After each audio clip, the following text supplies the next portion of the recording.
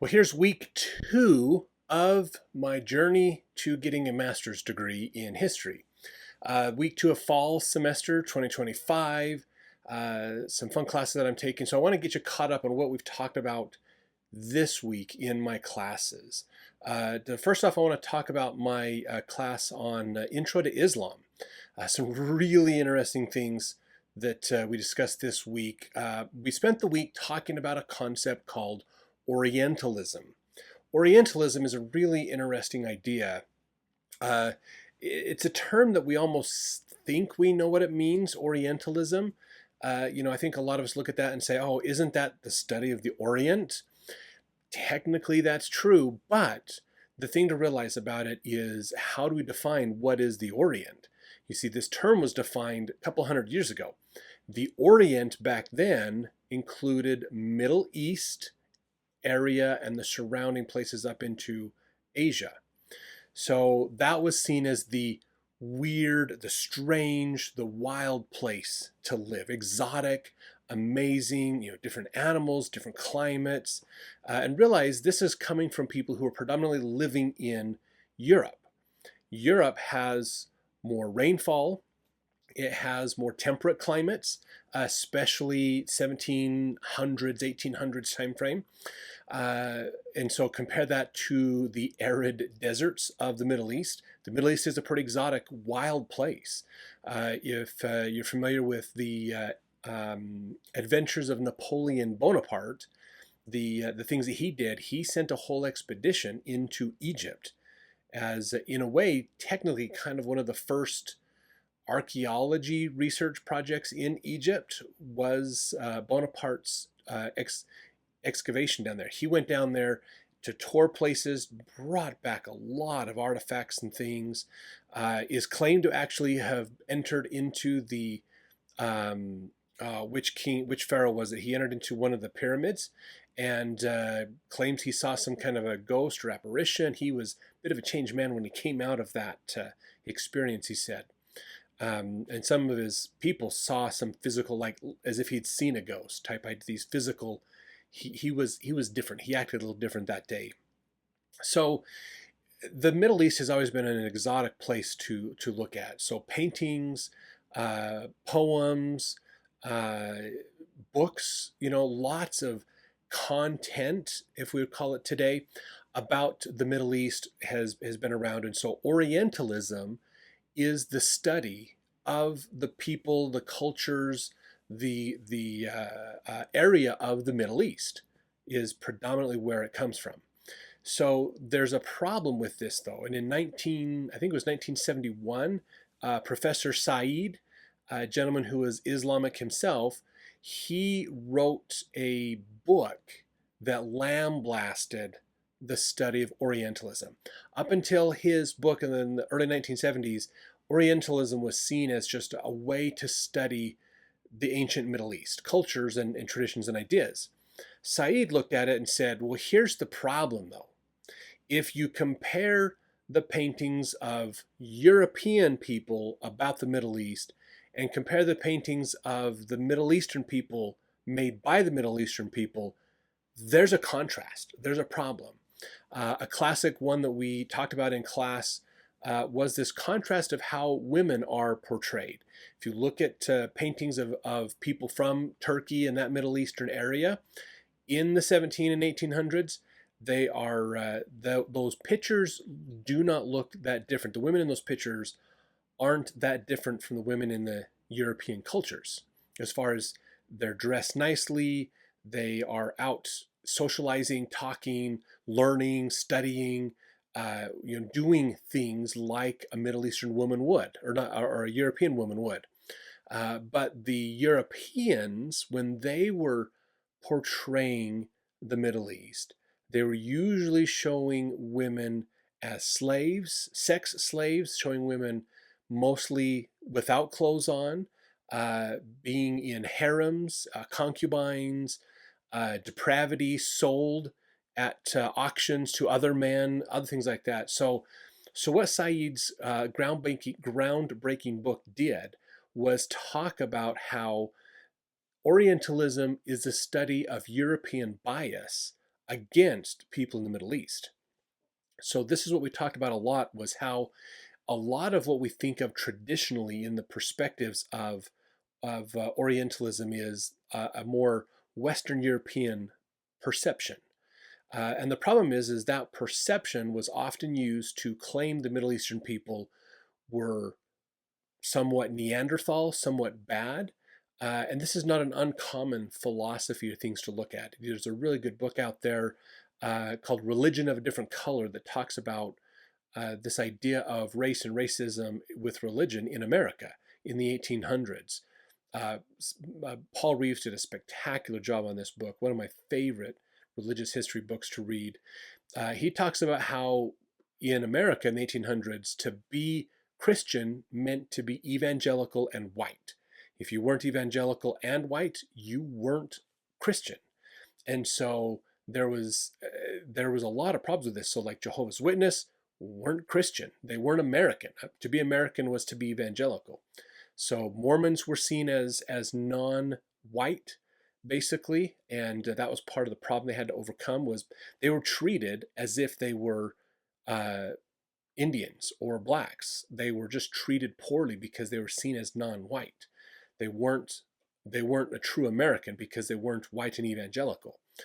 They were white but Mormon, and that was bad enough to put them in the category of, we're going to treat you like an Indian, which Caldwell County, when that was put in place, was basically a Mormon reservation, just like an Indian reservation, to give Mormons a place to live and isolate them from everybody else, put them on the western frontier edge, and try to basically segregate them out from everybody else. That's what Caldwell County was, with Far West and those other towns in there. So this is a common challenge, and this is Orientalism, is Western Europeans' negative perceptions of the people in the Middle East. So when you think about this is interesting to think about. When you think of the Middle East, think of like the cartoons like Aladdin is a show, or others like that, Lawrence of Arabia and other things. Usually the Middle Eastern people are seen as barbaric. They're seen as uncouth. They're seen as uncivilized compared to European civilizations. They're seen as weak. It's always the Europeans, the Western Europeans, that win the battles, that survive the fights, that are stronger, more dominant. The women of the Middle East can't wait to throw themselves at the feet of these amazing European men that are way better than the Middle Eastern men, which is a problem because, again, this was a stereotype that has been promoted since the 1700s around what is it like to be in the Middle East. And we still have these biases and problems in today's world where we villainize Arab groups. Hamas is a big one that we see a lot of in today's world. But there's a lot of other stereotypes and concepts that we look at and we think, oh, that's some exotic land. But if you look at the people from that time period, they're not dressed that way. They don't act that way. They act more like everybody else. So Orientalism is a biased approach, is what Said was getting at. And he took a lot of flack for what he wrote.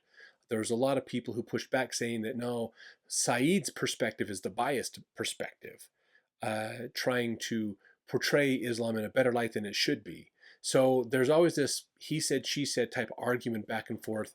But it's interesting for us to just understand that there is, and if you look at the information that's out there, there's a lot of bias in this. So we have to do a report, in fact, a 4-page report by the end of September about this. So I'll let you know what I look into to understand Orientalism better for that report. We have to compare like paintings or podcasts or books or other things that are showing a bias against the Middle East, basically. So it's going to be interesting, but there is quite a bit of bias there, I think, in how the Middle East is portrayed. Most people think the Middle East is ISIS, is a bunch of terrorists that destroy situations, like Iran is a big one. Women went, America loves to show the pictures of Iran in the 1970s, where women and men and the cities looked like America in the 1970s. People driving around, women going to college, and then suddenly they devolve and can't do that anymore. And so that's what we see. What we don't see is things like modern day Iraq, where they've been 3 years without any violence or problems. They have involving Kurdish and other groups into their communities and civilizations, building up their communities. So there is a bit of a bias in the reporting of what we see, and that's something we always have to be careful with, and realizes that there is a bias. It's in the West's best interest to make the Middle East seem violent and dangerous, and a place that we need to subdue and control. And that's part of the problem, is that there is this bias. So everywhere there's a bias, whether it's pro or anti Islamic. So you want to just be aware of that and think through that, and the tension between those two biases. So it was a fun class, fun week this week to learn things there. In my mediation class, this was a pretty fun one. So we're learning how to mediate. One of the things that transformative mediation does is a pre-mediation meeting. Usually you want to sit down and talk with each person that's in conflict, ask them questions, understand what's going on, help them to feel safe. You're starting to put things together to make an environment so that they feel there's a relationship between you, the mediator, and the person. And you don't want to make them feel like you're on their side, but you want to make them feel comfortable knowing that you understand where they're coming from. It's not your job to have a position, it's your job to understand their positions. And so that's a little bit what we talked about, how to ask those questions. There's a scenario that we're working on as like an example of this. So this is gathering information. What is your perspective? What's going on? What is valuable to you? What's important? How did you feel with this? To understand the person and help them feel like you're a safe person to talk with and they can trust. Because that's going to help when you bring them together for the real mediation, to say, okay, if they both trust you as the mediator, then they will be more comfortable coming into a room together. Otherwise, if you try to get them in the room together, it's going to feel like there's about to be fighting and combat. So you are there as a bit of a bridge in the relationship between those two, because they've built relationships with you with those pre-mediation meetings, so that they are relying on you to help make sure this doesn't devolve into a bigger problem. Now, when a mediator does this, and we spent quite a bit of time talking about this, is the challenge that mediators have is when you involve yourself with somebody else's conflict, you become a part of the conflict. Your values, your perceptions, your ideas adds a third dynamic to the situation. So you've got these two people who have a difference of opinion with each other. Then you've got your third opinion, which is the mediator, coming in, and now it's the three of you working together to understand what's going on and how do we overcome this challenge. So the mediator, as a mediator, your biases, your perceptions, your concepts will come in. If you have a similar type of argument happening with somebody in your own life, it's going to color your perception of what's going on. So that's why it's important to be careful as a mediator as to what you bring from within yourself to them. But the dynamic of a mediator is not to make yourself neutral and just talk about these two people, but to realize you need to involve yourself to an extent, but not fully involved in the situation. Because the mediation, in a way, if it's done properly, should change you as the mediator. As you understand these people's perspectives, you understand the conflict, you should be learning things and changing your life. Maybe this conflict causes you to vicariously deal with a situation in your life that you can then go take care of yourself later. So there is this dynamic that is brought in, which is really fascinating. There was some interesting research that was done on a thing called the Santiago effect. And this is a really fascinating concept that I really enjoyed learning about, is that because of this dynamic, when you do it, when you think of mediation from a systems perspective, meaning there's rules and regulations and there's processes and interrelationships, and these systems, you three become a system that is dealing with this conflict. In systems thinking, just like with your brain is a system, it's not a thing by itself, it's a system of other things pulled together. That systems function so long as they continue to learn and grow. When systems become certain, when systems stop learning, when you feel like you're certain, you stop learning. When certainty comes in, you stop learning, which means the system begins to degrade. I love this idea because it tells us we need to keep learning. From a religious perspective, you could say conversion is a process, not an event. Once you join a church, you're just beginning the journey. You haven't ended it. You need to keep going, keep learning, keep improving, keep getting better. And when we stop doing that, when we think we know the answers and we stop studying, that is when we atrophy and start to have problems and become prideful and selfish and have issues. So it was just a lot of concepts we talked about, a lot of just good psychology, just good information, which is really fun to get into. So we're starting to study what are appropriate questions to ask, what are kinds of questions to ask, to start structuring those pre-mediation meetings and how to ask what would be an appropriate type of question to ask, and what if it's a hot topic, what if it's a touchy subject, how do you navigate asking questions to gather information and help to frame the conflict in a way that is more conducive to success. And what I mean by that is oftentimes when somebody's in conflict, they are bringing their own biases to the conflict. Two people are arguing with each other. Neither one's necessarily completely right nor completely wrong, but they like talk past each other because they have a bias, a perspective, and that causes them to talk past each other. This is a very common scenario of most conflicts. And so the challenge is you talk past each other, and then it's easy to justify, I am right, you're wrong, therefore I am the human, you're not human, you're not like me, and therefore it's easy for me to hate you and to do things against you because I can vilify you and make you separate than me. You're in a different boat, whereas the mediator's job is to help them see they're both in the same boat. What affects one affects the other. And that's when we start to work on understanding humanity of the other person and pulling things together to realize, okay, we do need to solve this, and you do have important points, and you are an important person. So that's a challenge of the mediators to bring that together. So questions, how you ask the questions and how you use questions to start to reframe the perspective. Because always the perspective is, I am right, the other person's wrong. This person's perspective, I'm right, this person's wrong. And so the challenge is that can't be. So somewhere the truth is in between those two.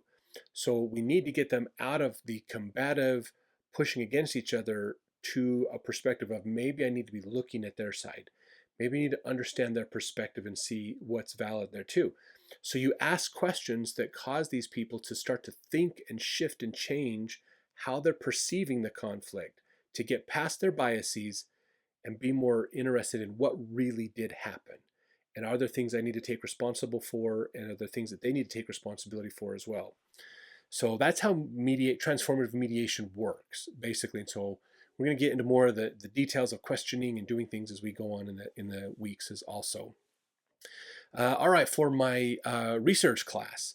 So this week we just talked about to try to refine down more about what are our research topics, how are we going to prove them, what is the argument we're trying to make. So in my discussions and research, my topic is understanding how law affects religious worship. And I'm narrowing it down to the LDS church. So how have laws changed the worship of LDS members? Most of the time we think of worship from the perspective of how we worship, how we handle things on church, how we do our Sunday activities and things is designed and come down by divine revelation from the leaders of the church, that God told them, here's how Sunday's going to work, and then that gets handed down to our local levels, and we follow and we worship the ways that we do because that's what God wants us to worship. What a lot of people don't realize is how much the legal environment that the church operates in influences how we worship. So sometimes things happen not because God said they're going to happen that way, but because legal issues arise and there's problems. So part of the challenge, let me give you some examples of this. Okay, in the LDS church's history, one type of worship that they had was known as celestial marriage, or the higher level of marriage, most commonly today called polygamy.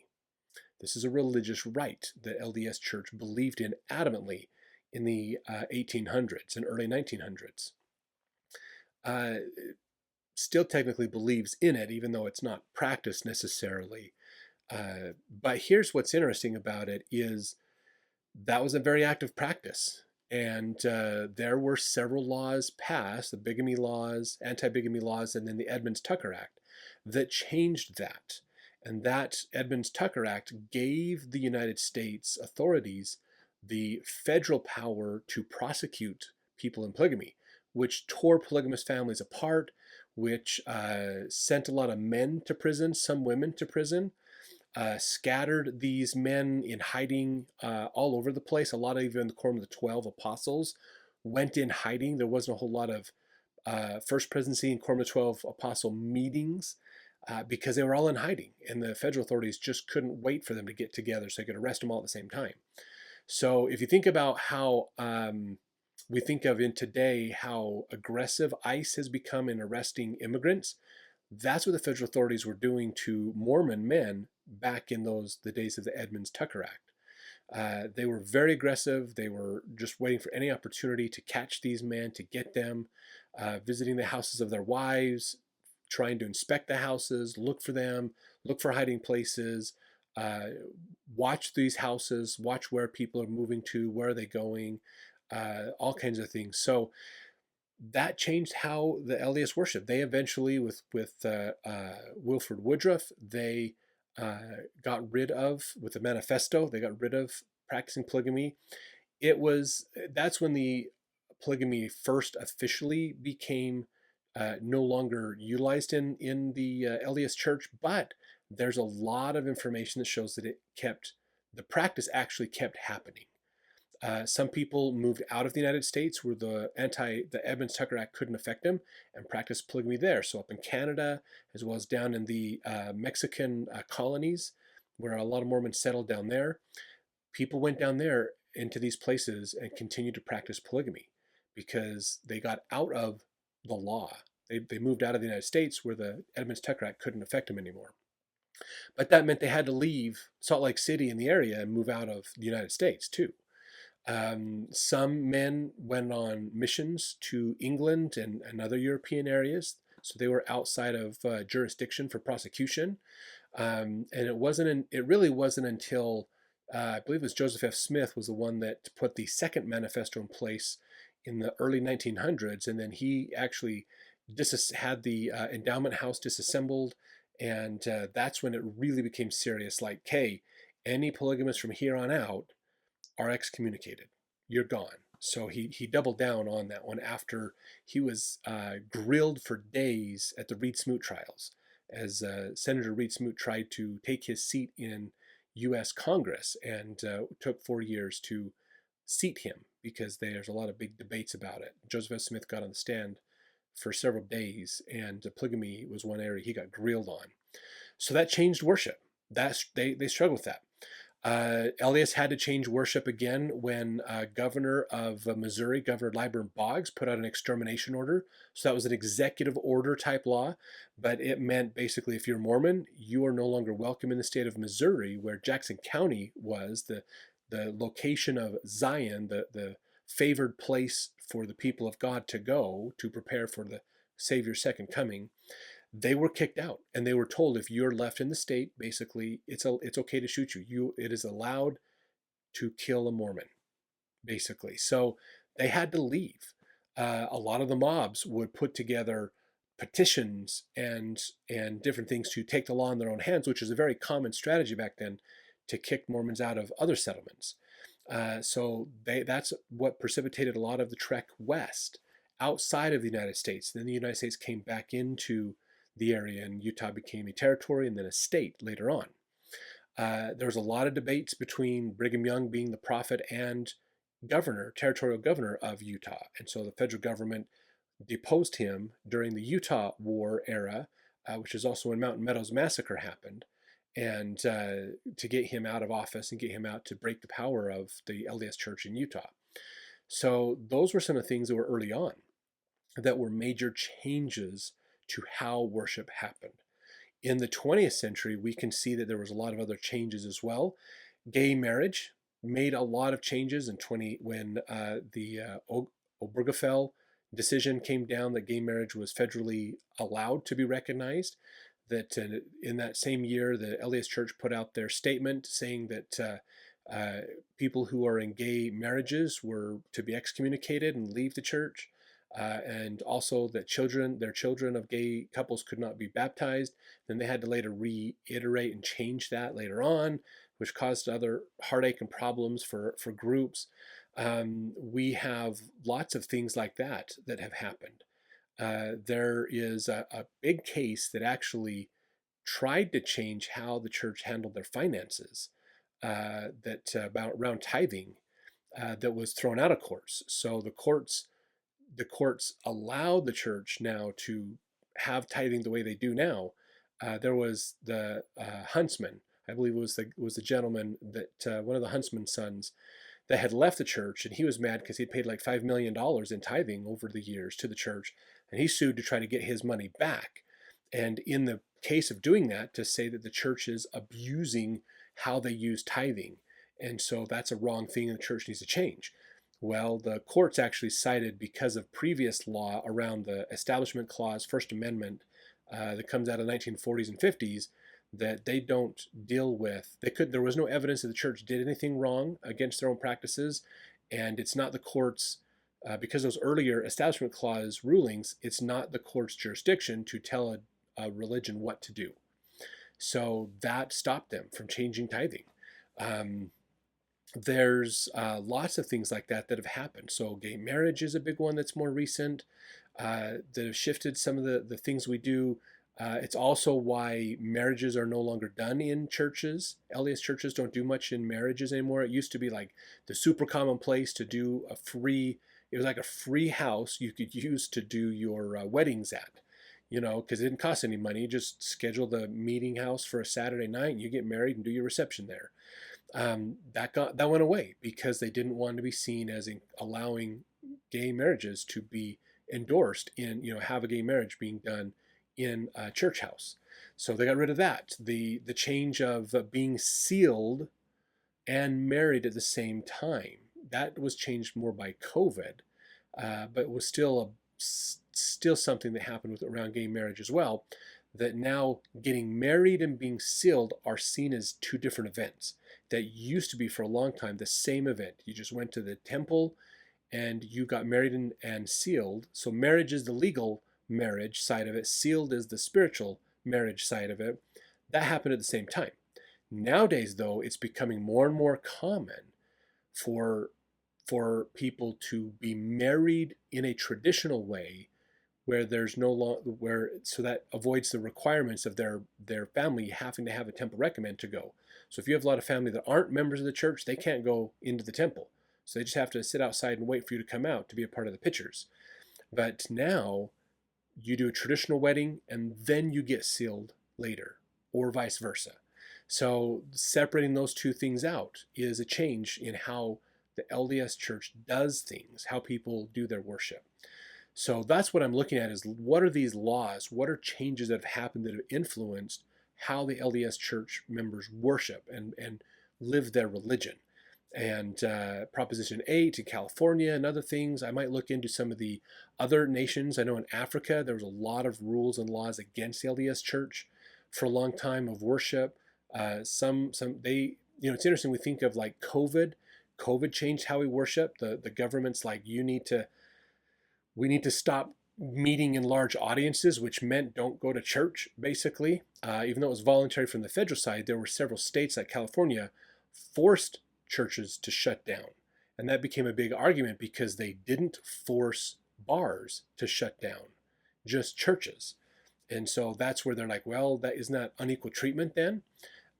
So there's a lot of challenges that happened during the COVID time where state laws were used to shut churches down, change local worship. So it's just fascinating. In other countries, the idea of worshiping at home, that's so common in Africa. It's crazy because sometimes the government decides we don't want these churches around, so they just shut everybody down and everybody has to lock their doors and not deal with it. There's stories of a temple in, I think it was the temple in Ghana, possibly, that there was a civil war happening, and thankfully the temple didn't get ruined, but the fighting was literally in the streets around the temple. So a lot of interesting things out there that I'm exploring and understanding. How has the legal system affected the ability for LDS members to worship? And I think I'm leaning more to the 20th century just because I think there's a lot more interesting things to talk about with Establishment Clause and First Amendment, separation of church and state, other things like that we can get into that's quite different than what we see from the 1800s, from the 19th century. So we'll see as I do more research. I've got several books to read now to gather. So when you do research like this, you gather what are called your primary sources, which are the documents that talk about the actual event themselves. So in my situation, the extermination order of Governor Boggs, if I do the 19th century, the actual order itself is a primary source. The legal cases, like Reynolds versus the Reynolds case, not Reynolds versus Cahoon, it was Reynolds versus the United States, the Obergefell decision. Those court cases are primary documents because they are describing what was happening in the time. Secondary documents are the people who are talking about the primary documents. So if somebody does research into the church and gay marriage, like Taylor Petrie has a great book, Tabernacles of Clay, that would be a secondary document talking about that. But the beauty is as I read his book, that helps me not only understand a perspective of the situation, but then I can look at his bibliography and go, oh, here's some of the primary sources he used. Will any of those be good for me? Let me go research those and find out and see what I can do with those. So using bibliographies of secondary sources helps me to find the primary sources faster. So I've got a lot of books to read, to go through, and I had an advisor that has been helping me with this book, and so he's giving me recommendations for like 5 books to read, several of which I have read already, thankfully, but I'll go through and review those, and it's about 3 or 4 new ones I haven't read yet that I've got to read. So lots of reading at this point to understand the breadth of the topic, and then as I understand that, I can start to refine it down to where is my argument? What is the point I want to argue? What is the position where am I going to put that stake in the ground and say, here's my argument? And then I can start to write and pull all my information together for my paper and get it written and taken care of. So it's going to be fun.